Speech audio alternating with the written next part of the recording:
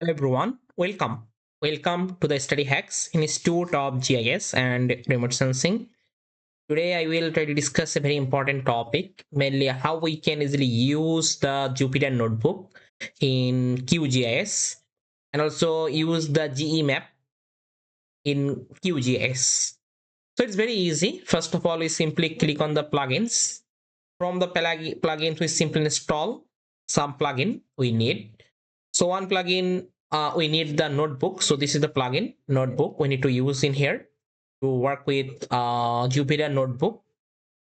So we can easily connect the Jupyter Notebook using this QGIS help of this plugin. Okay, and we can easily write all of Python code in this Jupyter Notebook and get the result. As well as if you check the GEmap, okay, GEmap. So this package we also need to install it in the plugin. We need to install it. If you want, you can also use the Google Earth Engine. So this is another plugin. So this plugin for previous time also use. You can also use it to for sign in. Okay, so but now notebook and GEmap, these two plugin is very important. Okay, we simply install these two plugin. After installing these two plugin, if you check it, create different types of tool in here. So from where you simply choose that notebook panel, just I click. So if you check it, show this type of result. Okay, so you can get that open any notebook in your local storage. You can easily open in here and run also clear output or save or new. We can also create the another new notebook. So just click on the plus sign to create the cell. So in this cell I can easily write different types of code. So suppose I simply write some code. So I just import geemap library.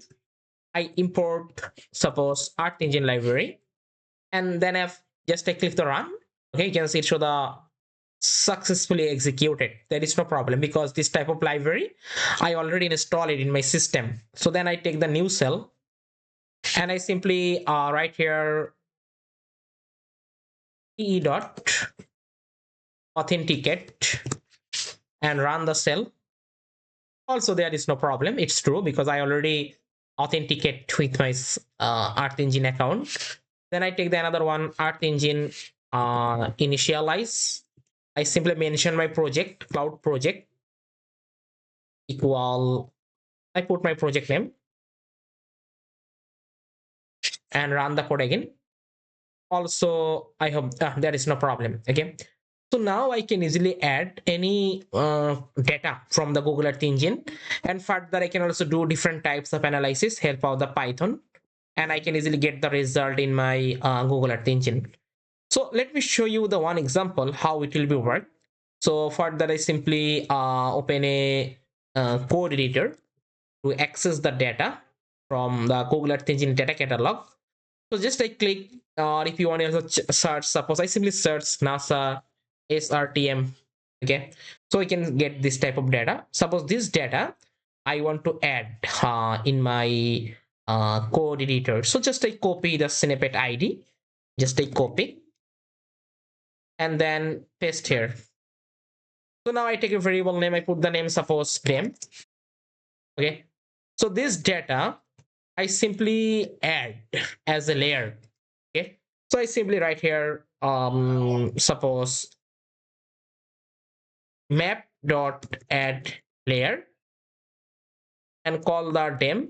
This is my variable name, as well as I also take a variable map and call the geemap library to connecting my map function, and also call this map. So now if you check, if I run the code, it added the layer, it added the new layer, and this layer is for, you can, so you can get this type of layer, and it's a DEM layer for the whole world. We find out the DEM data, but now this data we simply get from this code editor. Okay, so this code editor is simply connect with the Google Earth Engine server and give me this type of data. Okay, so now this data I can easily execute. Okay, suppose I can easily download this data, and further I can also use it for I can easily add the different types of style of this data. So now if you check this data, there is no option for adding the symbology. We cannot add the symbology at this time. We cannot add the color or others we cannot get. So now when you make the analysis, we need to download this data, and in QGIS we can directly download the data. Very small area, not pass big. So very small area, we can easily download it. Suppose I need this data form for this area of interest. So let me just zoom this area, because in QGIS we can directly download the data in our local storage. Okay, in our local storage we can download the data, but it not much big study area. So a small study area we can easily download.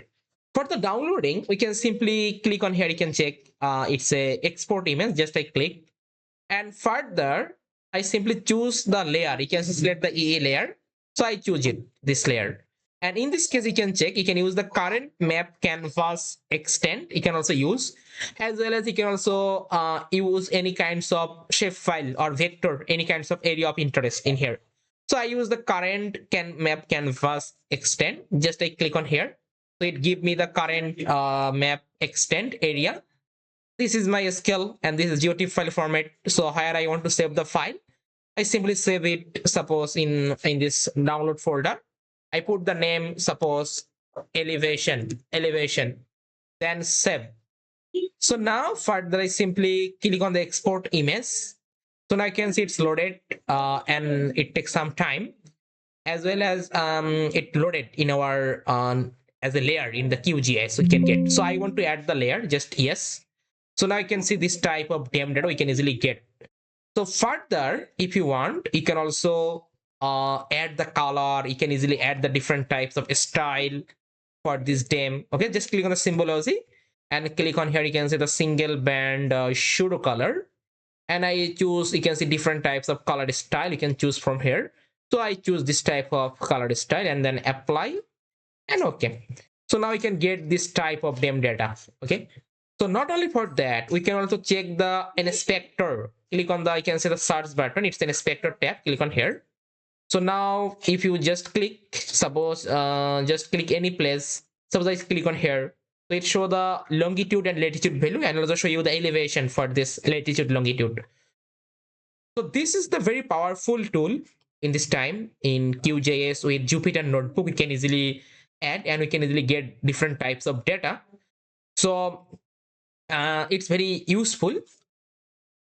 So if you want further, I also try to add the more others tutorial about this QGIS with Jupyter Notebook. So in the meantime, if you want, you can also join my upcoming training program. So this program is mainly focused for beginners who don't have any knowledge about the Google Earth Engine. And in this session, I try to integrate QGIS and also ArcGIS Pro. So these two software, how we can easily use and make the Google Earth Engine different types of data analysis. Also discuss about that, as well as we also discuss about the Python API and also discuss about the JavaScript API, how to use for Google Earth Engine. So you can check all of details from this website. Okay, so here I already added all of those. And if you want to join, simply contact in our WhatsApp number. You can also contact with this email. So today is no more. I hope this tutorial will also help you.